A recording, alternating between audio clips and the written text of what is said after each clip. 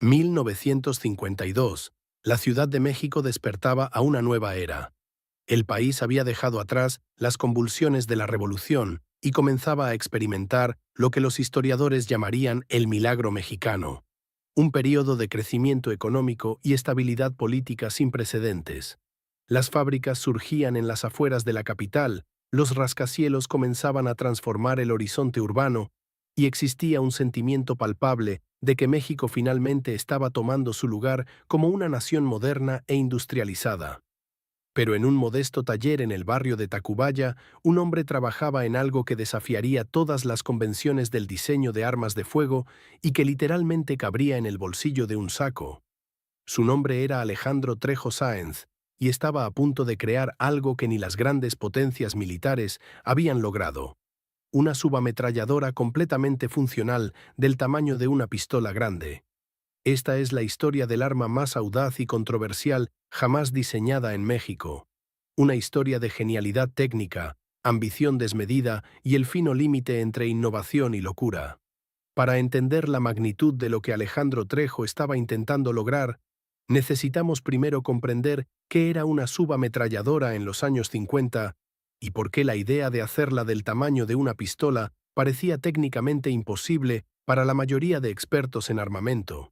Las subametralladoras, también conocidas como metralletas o pistolas ametralladora, habían sido desarrolladas durante la Primera Guerra Mundial y perfeccionadas en la Segunda Guerra Mundial. Eran armas automáticas diseñadas para disparar cartuchos de pistola, no los cartuchos de rifle más poderosos. Esta característica las hacía más ligeras y manejables que los rifles automáticos, perfectas para combate en espacios cerrados, operaciones urbanas y tropas que necesitaban movilidad más que alcance. Las subametralladoras clásicas de la época incluían diseños legendarios como la Thompson estadounidense, conocida por su uso tanto por militares como por gángsters durante la era de la Prohibición. Estaba la Sten británica, un diseño notablemente simple y económico que había sido producido por millones durante la guerra. Los alemanes tenían la MP-40, elegante y efectiva. Los soviéticos la PPSH-41, robusta y confiable. Todas estas armas compartían ciertas características comunes. Primero, eran relativamente grandes, típicamente con longitudes totales de 60 a 80 centímetros. Segundo, pesaban entre 3 y 5 kilogramos cuando estaban cargadas. Tercero, utilizaban cargadores que contenían entre 20 y 50 cartuchos. Y cuarto, todas eran claramente armas de dos manos, requiriendo que el tirador las sostuviera firmemente con ambas manos para controlar el retroceso del fuego automático. La física fundamental del fuego automático dictaba estos parámetros de diseño. Cuando un arma dispara automáticamente, cada detonación genera un retroceso significativo. Este retroceso debe ser absorbido y controlado de alguna manera, o el arma se vuelve incontrolable, saltando violentamente hacia arriba con cada disparo hasta que está apuntando al cielo. Los diseñadores tradicionalmente controlaban esto de varias maneras: haciendo el arma más pesada para que su masa absorba más del retroceso, proporcionando una culata que se apoya contra el hombro del tirador, usando el peso del cerrojo y resortes cuidadosamente calibrados, y requiriendo que el tirador use ambas manos para mantener control.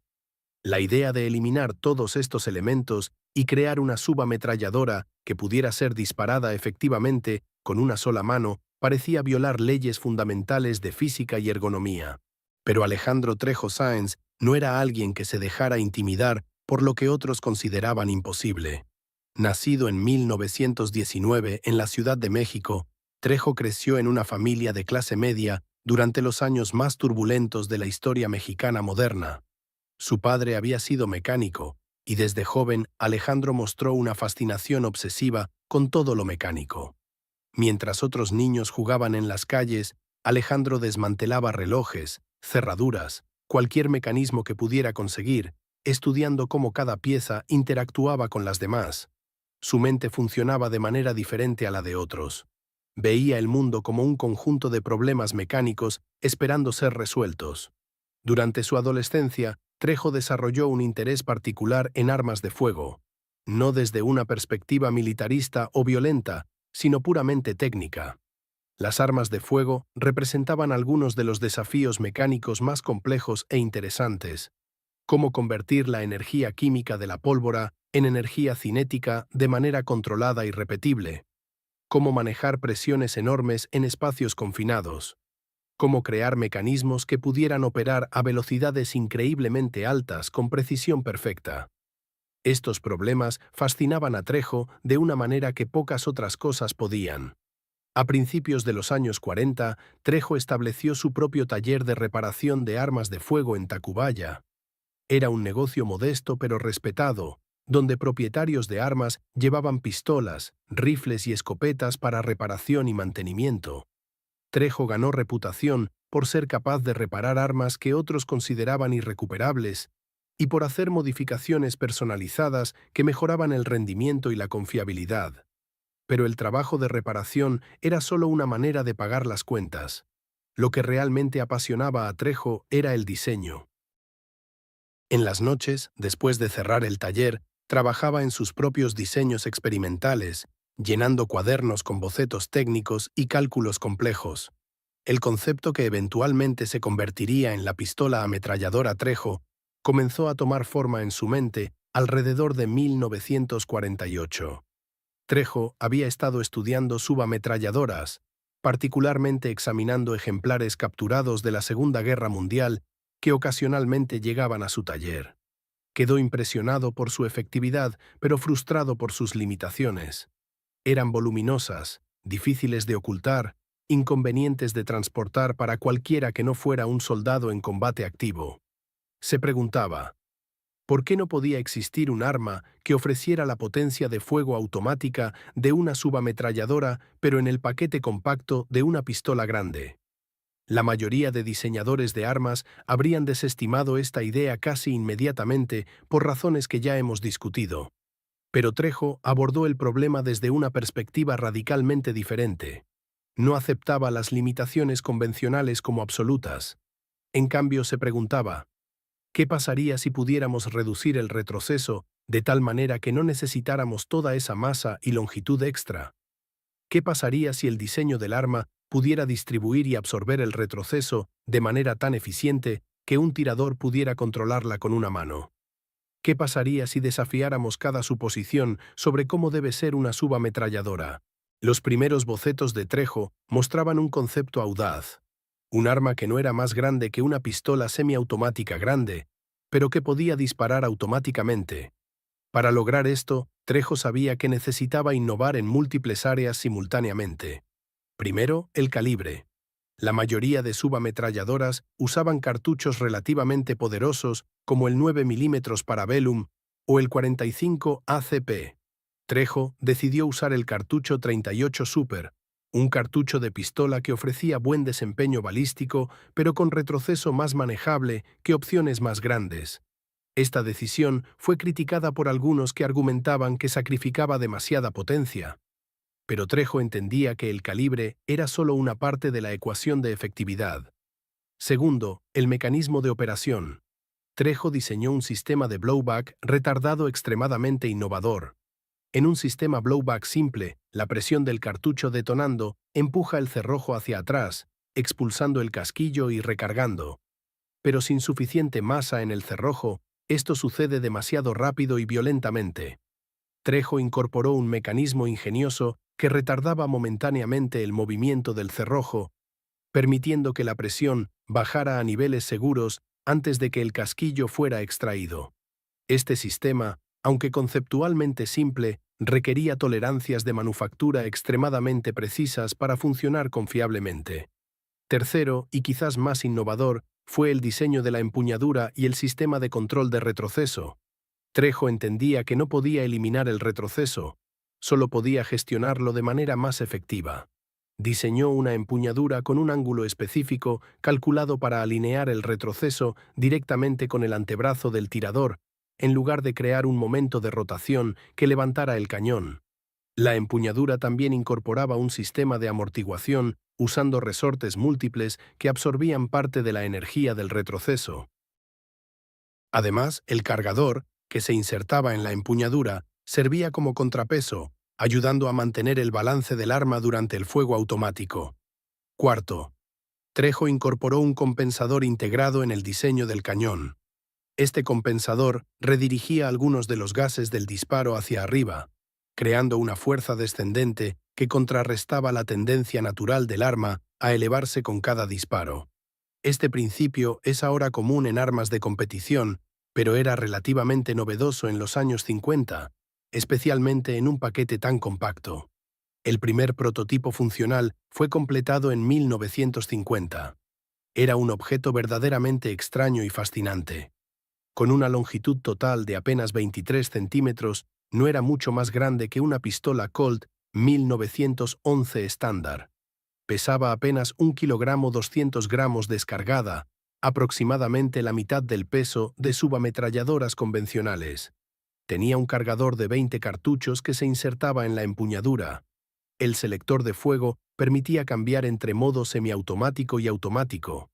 En modo automático, tenía una cadencia de fuego de aproximadamente 700 disparos por minuto, comparable a muchas subametralladoras de tamaño completo.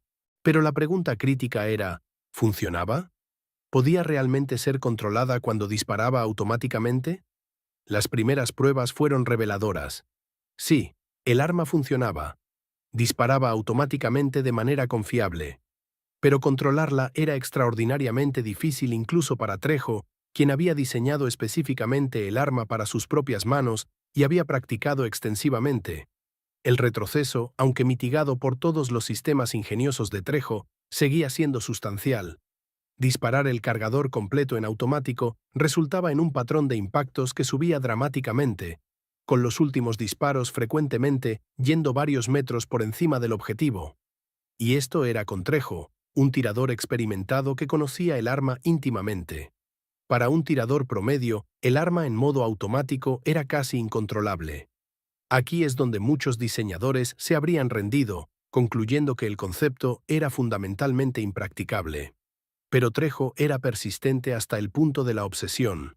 Si el arma no podía ser controlada por tiradores promedio, entonces rediseñaría hasta que pudiera. Durante los siguientes 2 años, creó una serie de prototipos mejorados, cada uno incorporando refinamientos basados en extensas pruebas de campo.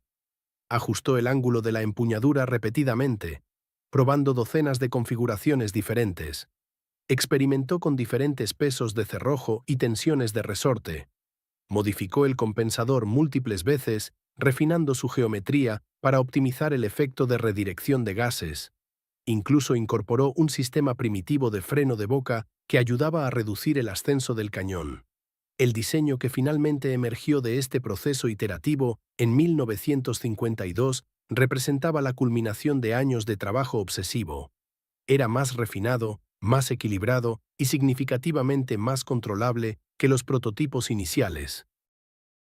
Trejo había logrado algo notable, un arma que, si bien seguía requiriendo habilidad considerable para usarla efectivamente en modo automático, era al menos teóricamente manejable para un tirador entrenado. Había empujado los límites de lo que era físicamente posible con la tecnología disponible en la época. Las especificaciones finales del arma que Trejo llamó simplemente pistola ametralladora. Trejo modelo 1952 eran impresionantes en su compacidad. Longitud total, 24 centímetros. Longitud del cañón, 12 centímetros. Peso descargada, 1,3 kg. Peso cargada con 20 cartuchos, 1,6 kg. Altura, 14 centímetros. Grosor, 3,5 centímetros. Estas dimensiones significaban que el arma literalmente podía caber en el bolsillo de un saco grande o en una cartuchera de hombro oculta bajo ropa normal. Era menos visible que muchas pistolas grandes, pero ofrecía capacidad de fuego automático. Pero aquí es donde la historia de la pistola Trejo entra en territorio mucho más complejo y moralmente ambiguo. Un arma con estas características plantea preguntas serias sobre para quién es útil y con qué propósitos. Una subametralladora tradicional, con su tamaño y visibilidad, es claramente un arma militar o policial.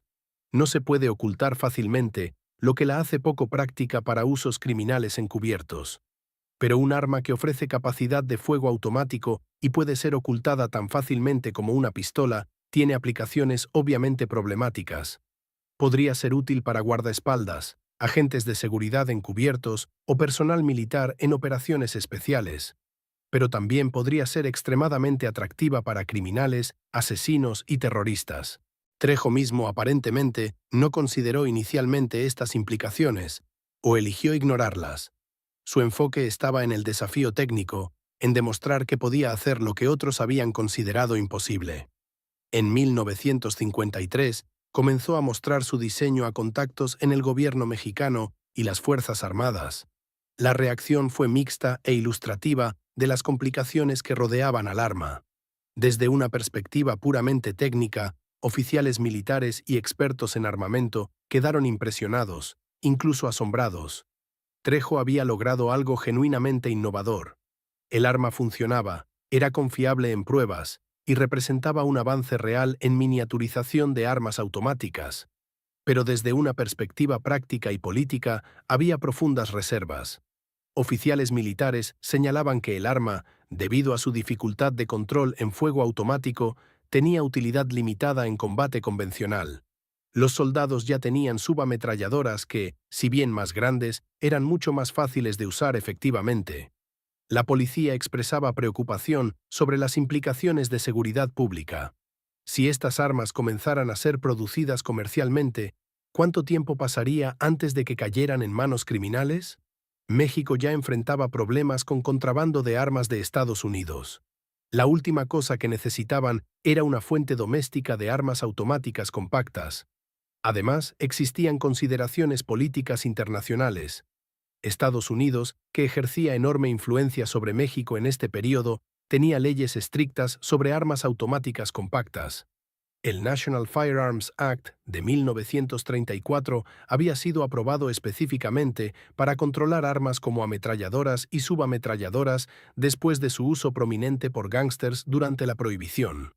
Una pistola ametralladora del tamaño de un bolsillo representaba exactamente el tipo de arma que las autoridades estadounidenses habían estado tratando de suprimir. Si México comenzara a producir y potencialmente exportar tales armas, causaría fricciones diplomáticas significativas. A pesar de estas preocupaciones, hubo interés de ciertos sectores.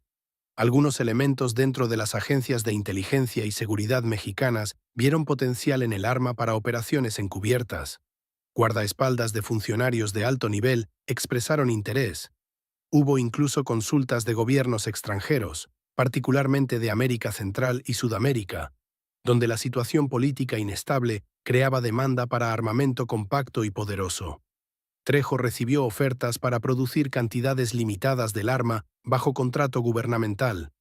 Pero fue aquí donde Trejo tomó una decisión que resultaría profundamente controversial y que últimamente contribuiría al oscurecimiento de su trabajo. En lugar de trabajar exclusivamente con el gobierno mexicano bajo controles estrictos, Trejo decidió intentar comercializar el arma más ampliamente.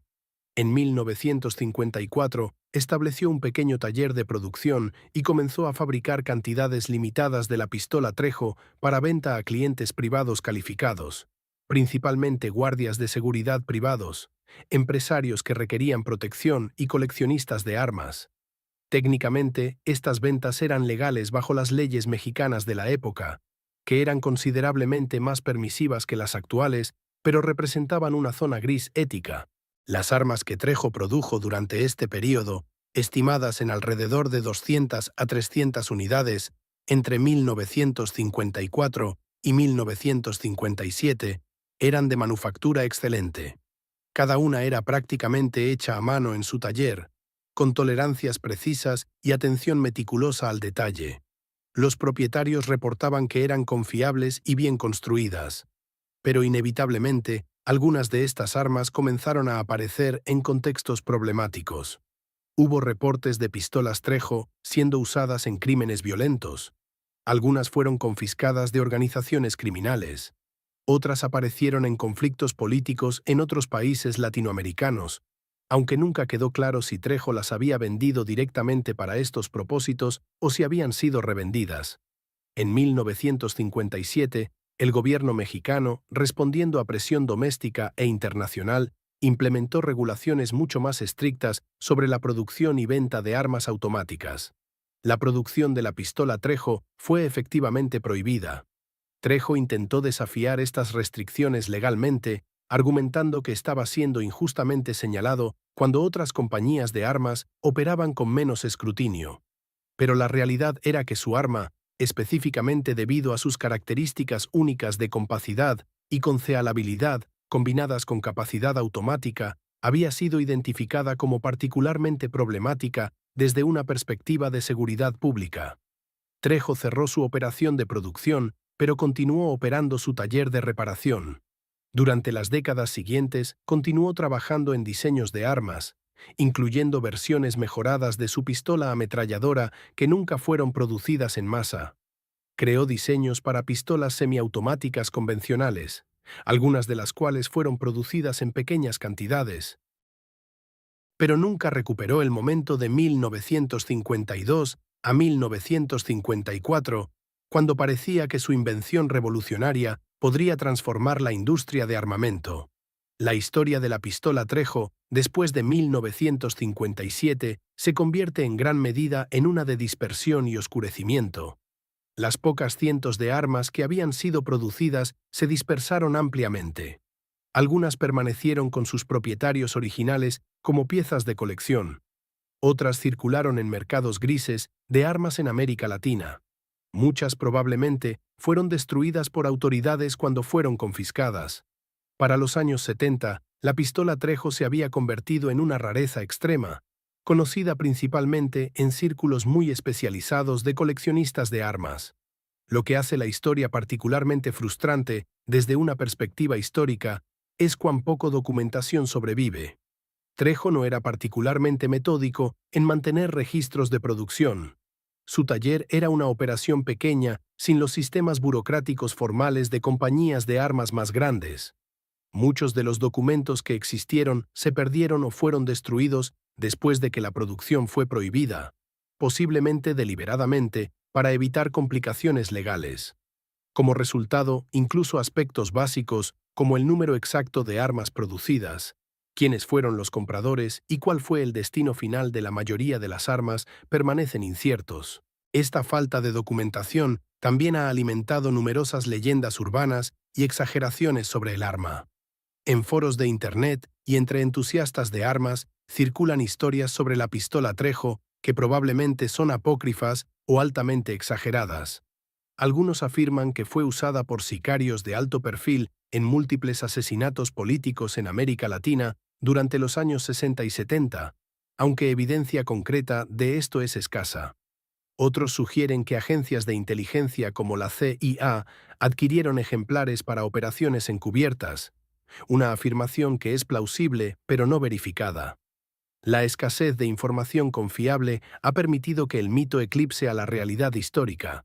Lo que sí sabemos con certeza es que las pocas pistolas Trejo que sobreviven en colecciones documentadas son consideradas extremadamente valiosas y significativas históricamente. En 2011, una pistola Trejo en condición excelente, con documentación de procedencia, fue vendida en subasta por más de $30.000, un precio extraordinario que refleja tanto su rareza como su significado, como un diseño genuinamente innovador. Museos de armas militares en México y ocasionalmente en el extranjero tienen ejemplares en sus colecciones, aunque raramente están en exhibición pública, probablemente debido a la sensibilidad continua sobre su naturaleza. Desde una perspectiva puramente técnica, la pistola Trejo representa un logro notable de ingeniería. Expertos modernos en diseño de armas que han estudiado el arma expresan respeto genuino por lo que Trejo logró con los materiales y técnicas de manufactura disponibles en los años 50. El diseñador de armas Jonathan Ferguson, curador de armas de fuego en el Royal Armouries Museum en Inglaterra, ha descrito la pistola Trejo como un diseño que estaba adelantado por décadas a su tiempo en términos de compacidad e integración de sistemas de control de retroceso. Larry Vickers, experto reconocido en armas de fuego y veterano de fuerzas especiales estadounidenses, ha notado que el concepto de Trejo anticipó desarrollos que no se volverían mainstream hasta los años 90 y 2000, con armas como las pistolas ametralladoras ultracompactas de la familia PP-2000 de Rusia. Pero también es importante reconocer las limitaciones reales del diseño. A pesar de todos los sistemas ingeniosos de Trejo para gestionar el retroceso, la física fundamental de disparar un arma automática desde una plataforma tan pequeña significaba que la pistola Trejo era extraordinariamente difícil de usar efectivamente. Los pocos tiradores modernos que han tenido oportunidad de disparar ejemplares sobrevivientes reportan que mantener el arma en objetivo durante ráfagas automáticas requiere fuerza de agarre excepcional y técnica desarrollada a través de práctica extensiva. Para la mayoría de tiradores, el arma es más práctica en modo semiautomático, donde funciona esencialmente como una pistola potente, si bien inusualmente pesada y compleja. Esta realidad probablemente explica por qué, a pesar del concepto innovador de Trejo, ningún fabricante mayor de armas ha intentado comercializar algo similar en las décadas posteriores. Resulta que hay buenas razones por las cuales las subametralladoras tienen el tamaño que tienen. La masa adicional y la longitud de diseños convencionales no son simplemente tradición o falta de imaginación, sino respuestas a requisitos prácticos de controlabilidad y efectividad. El nicho que Trejo intentaba llenar, un arma ocultable con capacidad de fuego automático, ha sido abordado en las décadas recientes principalmente a través de pistolas semiautomáticas de alta capacidad, como la Glock con cargadores extendidos, que ofrecen muchos de los beneficios prácticos sin las complicaciones del fuego completamente automático. La historia de Alejandro Trejo Sáenz y su pistola ametralladora nos presenta una narrativa mucho más ambigua moralmente que historias de inventores anteriores que hemos explorado. Mondragón y Mendoza crearon armas que eran claramente destinadas para uso militar legítimo, armas que podrían haber mejorado la capacidad defensiva de México sin plantear preguntas éticas complicadas. Pero la pistola Trejo existía en una zona gris incómoda entre innovación técnica legítima y posible habilitación de violencia que sería difícil de justificar. El propio Trejo vivió hasta 1986, continuando su trabajo como armero hasta edad avanzada. En entrevistas raras durante sus años posteriores, expresaba frustración de que su trabajo más innovador hubiera sido suprimido, pero también parecía entender, al menos implícitamente, por qué había generado tanta controversia. Defendía el derecho de individuos a protegerse y argumentaba que sus intenciones siempre habían sido proporcionar herramientas para autodefensa legítima, no facilitar el crimen. Pero también admitía que una vez que un arma es creada y entra en circulación, el creador pierde control sobre cómo es usada. Esta tensión va al corazón de uno de los dilemas éticos más profundos que enfrentan diseñadores e ingenieros: la responsabilidad por las consecuencias no intencionales de sus creaciones. Los científicos que desarrollaron la fisión nuclear no anticiparon completamente cómo su descubrimiento sería usado. Los inventores de Internet no previeron cómo sería utilizado tanto para difundir conocimiento como para difundir desinformación y odio. Y Alejandro Trejo, enfocado en el desafío técnico fascinante de miniaturizar una subametralladora, probablemente no consideró completamente todas las implicaciones de crear un arma que era tan fácilmente ocultable, pero tan letal. En años recientes, con el surgimiento de tecnologías como la impresión 3D, que hacen cada vez más fácil para individuos fabricar armas en casa, la historia de la pistola Trejo ha adquirido nueva relevancia. Plantea preguntas sobre cómo las sociedades deben equilibrar la libertad de innovación técnica contra preocupaciones de seguridad pública. ¿Existen algunos diseños que simplemente no deberían ser creados independientemente de su ingeniosidad técnica? ¿Quién decide qué tecnologías son aceptables y cuáles demasiado peligrosas? ¿Cómo diferenciamos entre innovación legítima que eventualmente beneficia a la sociedad e innovación que principalmente crea nuevas capacidades para daño? Estas no son preguntas fáciles, y la historia de la pistola Trejo no proporciona respuestas simples. Lo que sí proporciona es un caso de estudio fascinante en las complejidades de innovación tecnológica en el campo del armamento. También nos recuerda que no toda la innovación técnica es progreso sin ambigüedades, y que la brillantez en ingeniería no automáticamente equivale a contribución positiva a la sociedad. Desde la perspectiva específica de historia tecnológica mexicana, la pistola Trejo representa otro capítulo en la larga historia de innovación en diseño de armas que ha sido en gran medida olvidada u oscurecida. México en el siglo XX Produjo varios diseñadores de armas talentosos que crearon diseños innovadores, pero por diversas razones, desde inestabilidad política hasta falta de infraestructura industrial, hasta presiones geopolíticas internacionales, estos diseños raramente alcanzaron su potencial comercial completo. La pistola Trejo es única entre estos diseños por las cuestiones éticas particulares que plantea, pero comparte con ellos el destino de ser un camino no tomado en la historia del diseño de armas. Hoy, las referencias a la pistola Trejo en literatura sobre armas de fuego son escasas y frecuentemente breves. Aparece como una nota al pie en libros comprensivos sobre historia de subametralladoras. Es mencionada ocasionalmente en foros en línea dedicados a armas oscuras y raras. Coleccionistas especializados la buscan como una de las armas mexicanas más raras e inusuales. Pero fuera de estos círculos especializados, el arma y su creador son prácticamente desconocidos. Este oscurecimiento no fue resultado de una conspiración coordinada, como argumentaríamos fue el caso con el fusil Mondragón. En cambio, fue en gran medida autoinfligido, resultado de las características inherentemente problemáticas del arma y las decisiones cuestionables sobre su comercialización. Sin embargo, el resultado final es similar. Un capítulo fascinante de historia tecnológica mexicana que ha sido en gran medida perdido para la memoria colectiva. Recuperar esta historia no es argumentar que la pistola Trejo debería ser celebrada sin reservas. Sus implicaciones problemáticas son reales y no pueden ser ignoradas. Pero la historia merece ser contada porque ilustra aspectos importantes sobre innovación técnica, toma de decisiones éticas en ingeniería y las complejas maneras en que tecnología, política y moralidad se intersectan.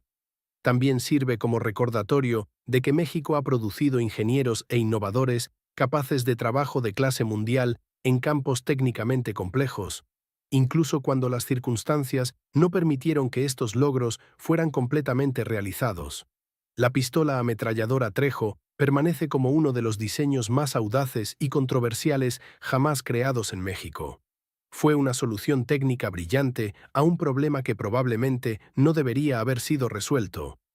Fue un triunfo de ingeniería que planteaba más preguntas morales de las que respondía. Fue un diseño adelantado a su tiempo que tal vez debería haber permanecido en el futuro.